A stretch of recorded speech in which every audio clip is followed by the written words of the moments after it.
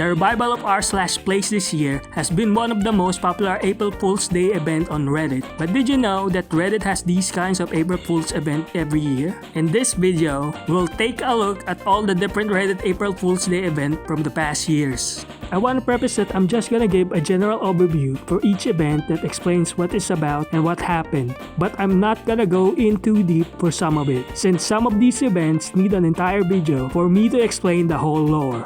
Before we continue, be sure to subscribe to our channel and ring the bell. Subscribing helps this channel a lot in order for us to make more videos frequently. Den doesn't want to say this because it's the cringe thing YouTubers always say, but it apparently helps your channel a lot, so as a compromise, I'm doing it for him. Anyway, let's begin.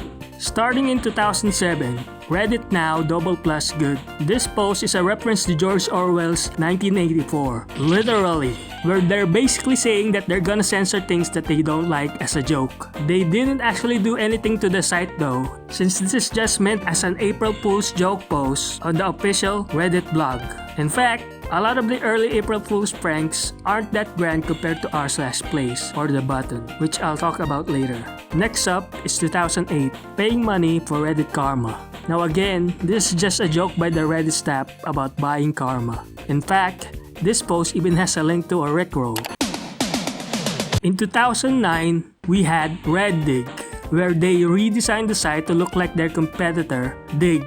This is the first time they actually did some change to the site instead of just creating a blog post like before. In their first post, they mentioned a long overdue update, and then the next day they posted a terrible mistake, and that this post is his digital seppuku. Again, it's not really as grand as the other April Fool's prank they've done, or should I say will do in the future, but this is probably the start of when they decided to make more extravagant April Fool's event we see today. Also, this whole event is a jab at Dick. For 2010, we have Everyone's an Admin, where everyone on Reddit becomes an admin. I can't find anything official about this event, but based on this Medium article, users can ban one another, modify upvotes, and delete comments and votes. The catch is that it doesn't really do that. It apparently only affects the user's side and doesn't really do anything on the actual site. People were apparently threatening each other until they caught on. In 2011, there was Reddit Mold, a parody of Reddit Gold. When someone gives you Reddit Mold, you become permanently subscribed to r/basement, you have a limited number of comments you can see,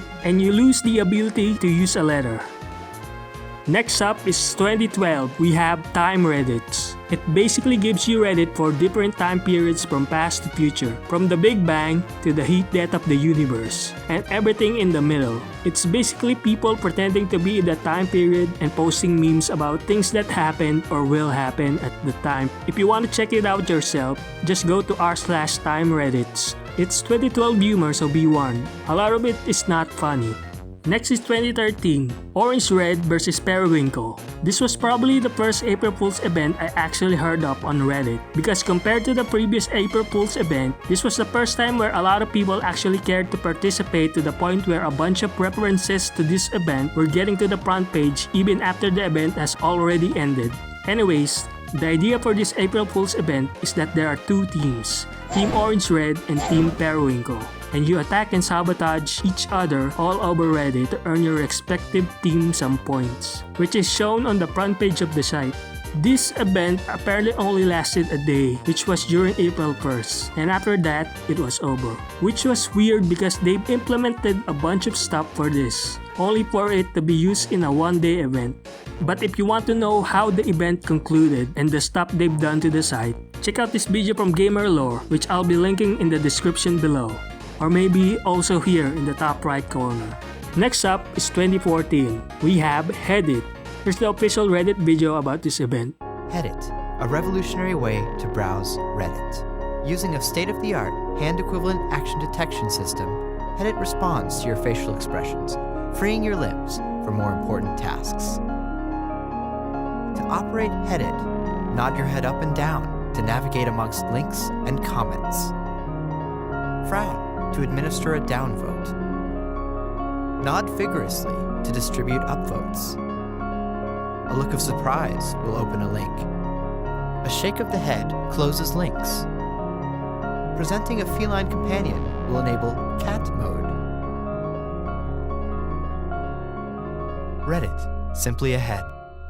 You're not really forced to use it, and it's not really an invasive thing that's right in front of the front page, so it never really caught on. It's just a cheeky tech demo that the developers did for a joke. Next up is 2015, the button. Now, this is probably one of the biggest April Fool's event on Reddit next to our place. And you might have heard of this one before. The idea of this April Fool's event is that there is a button that everyone can click but only once per account.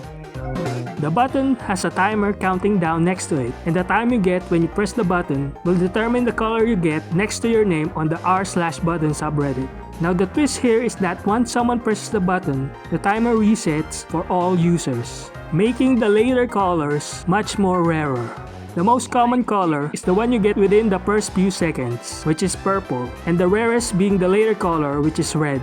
Also, this event lasted for 3 months compared to other April Fool's event on Reddit. There were also different factions and cults that spawned from this, each with different beliefs about the button. There's the Church of Holy Zero, which believed that when the timer reaches 0, the game immediately ends, which was proven wrong when the timer did reach 0. There's the Ronin at the Edge of Time. They believe that the button is the largest MMO ever, where the goal is to hit the button as little time as possible. There's Team 60s, a group of users who press at 60 seconds in the timer. You get the idea. If you want to know more about the stuff that happened during this event, check out the official blog for the end of the button, link in the description. And to the top right. In 2016, we had Robin. This one I didn't even hear about, but apparently it's a chat room where you are paired up with another Redditor and you can either decide to grow, stay, or leave. If you both decide to grow, then your chat room will merge with another one. If you all decide to stay, the chat room will be archived as a subreddit. If you decide to leave, then you leave the chat room. A simple concept, but apparently people just kept choosing grow to the point where there were just a mega chat room with more than 1,000 people, and it caused Reddit servers to go down. That was apparently the point where they decided to shut down the event, which lasted about 7 days. In 2017, we had the biggest event on Reddit, r/place. r/place? r/place? I'm just gonna call it our place since it sounds like our place. The concept of this event is simple. Everyone places a single pixel in this huge canvas to make art. Now, placing a single pixel doesn't really do much. In fact, someone can immediately place their own pixel on top of yours. So what people did was they strategized as a group. A bunch of subreddits have their own plan on what to draw and which part of the canvas they're going to place their pixel. And they played it quite literally like a 4X game, with deals, wars, betrayal, expansion, and so much more. There's so much to talk about in every tiny part of this canvas that I can't explain in this video. But if you want to learn more about this event and its different little intricacies, I suggest searching 2017 Our Place, because a lot of people have already talked about this event extensively. Okay, this is something I just want to vent about. So when the event ended on April 3rd, the final canvas has this red wall of text quoting the Dark Plagueis the Wise copypasta. And I just want to say how much space this wasted on an unfunny, dead meme. Every time I would see the final canvas years later, I would look at that red wall of text and think, that meme died a month after this event. Yet it is now a permanent part of internet history. I guess it is somewhat poetic to have a dead meme in there, but still, I hate it. Why couldn't it be the guerrilla warfare copypasta instead? Let's move on to 2018, the Circle of Trust. For this event, you have your own circle and a key. You then can give the key to other users and they can either join your circle or betray you by disabling the ability for other people to join your circle. So, yeah. It didn't really catch on compared to last year. It doesn't even make sense for you to give your key because people will definitely betray you. From a game design standpoint, the end goal of this isn't even fun. A number for every circle you are in is displayed next to your name in the Circle of Trust subreddit.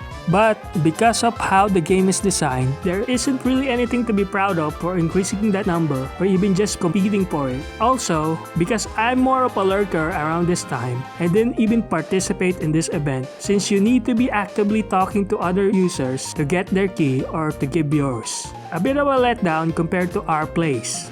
In 2019, we have Sequence. For this one, users have to make a movie using reaction GIFs and text, each separated by a prologue, Acts 1 through 5, and an epilogue. Even though it seems straightforward enough, it still created factions in the community, where a group of people are trying to ruin the timeline and another group trying to make a more coherent story. This event lasted only 5 days, with the final result being a boring video, if you don't know the lore. I recommend watching Ilyx's video on this for the full lore, and with knowing that the final video turns from being boring into being mildly amusing. Yeah, it's not really as good as our place. In 2020, we have Imposter. Okay, even though it's 2020 and this event is called Imposter, it doesn't mean there's a correlation. In fact, Among Us became popular. Wait, 2 months after this event? Well, anyways, the event is about figuring out which answer is by an AI who learns from other human answers. There were only ever 2 questions asked in this event, both relatively the same, which is fine since the event only lasted for 3 days. And that's basically it. There's not really a lot to talk about this event. There were funny AI prompts on the Imposter subreddit, I guess. Our place was better. In 2021, we have Second. In this game, users need to vote what will be second place from 3 different pictures. The winner wins, again, absolutely nothing. Yeah, nothing interesting happened during this event. I can't even search any videos related to this event. I don't really say this to a lot of Reddit's April Fool's event, but our place was better. Which brings us to 2022. Our place, the Squeakquel. This event is the same as 2017 Our Place, but the difference is that it's 5 years later. And also, they added new colors and a larger canvas throughout the event. This is probably one of the best Reddit April Fool's event that happened out of the previous things I've mentioned. Because of the impact of 2017 Our Place, the hype for its survival became unreal. People know that this is gonna be a very big part of Reddit's history, if not the entire internet. So they want to be part of that and put their mark on it. So much drama and story is on this canvas that each part could be made as its own video. My favorite part of this event is the streamers. Because unlike last year's event, they have an archive recording from their own perspective. Sure, some people hated them for using their audience to attack parts of the canvas for an art they wanted, but it's part of the fun. And just like 2017 Our Place, there were betrayals, negotiations, wars, etc. But you actually got to see them do it live on stream. I was only going to give you the white, like, below the white dog, but now you're taking below both because your dog was obese. Yes. All right? And dead. And it's sad, and you're being mean about it. But why is your dog more important than Hassan's and Will's? It's not more important. It's just obese. Like, what do you want from Okay, me? then do a thinned resolution. Just like, you know, wide peepo happy, thin peepo dead dog. I don't know what else to say. I literally listen to the words coming out of your mouth. You just said thin peepo dead dog. That's what you want me to do. Now good things must come to an end, and after just 4 days, the event ended, with the only pixel anyone could place being a white tile. A very poetic ending to the biggest April Fool's event on Reddit. And yeah, that's the end of the video. The only thing I could add is how will they beat this year's event in the future? Will they revive previous event like the button? Will they do Our Place again? Or will they take chances again in making an original gimmick, hoping it becomes even bigger than Our Place? I guess let me know in the comments. And I'll see you on the next Reddit lore video.